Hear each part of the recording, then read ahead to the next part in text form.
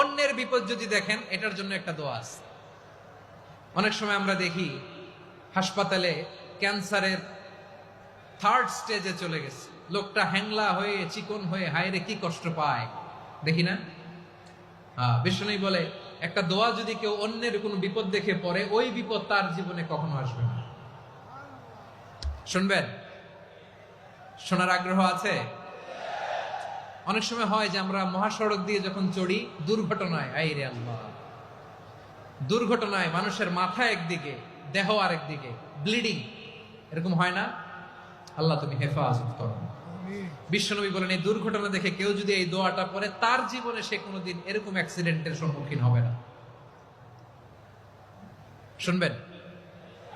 বিশ্বনবী বলেন অন্যের বিপদ দেখে কেউ যদি পড়ে, আলহামদুলিল্লাহিল্লাযী আফানি মিম্মা বতালাকা বিহি ওয়া ফাদ্দালানি আলা কাসীরিন মিম্মান খালাকা তাফদীলা, মানে প্রশংসা সে আল্লাহর, যে আল্লাহ তাআলা তোমাকে যেই জিনিস দিয়ে পরীক্ষা করেছে, আমাকে ওইটা থেকে বাঁচিয়ে দিয়েছে।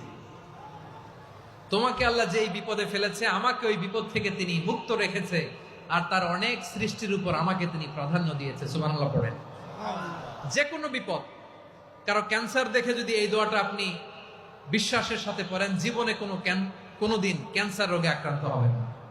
দুর্ঘটনা দেখে যদি পড়েন, ওই দুর্ঘটনা আপনাকে স্পর্শ করবে না। যে কোনো কারো বিপদ দেখে যদি কোনো বিশ্বাসী বান্দা এই দোয়া পড়ে, বিশ্বনবী বলেন লাম ইউসিবহু যালিকাল বালা, ওই বিপদ তাকে আর ধরবে না।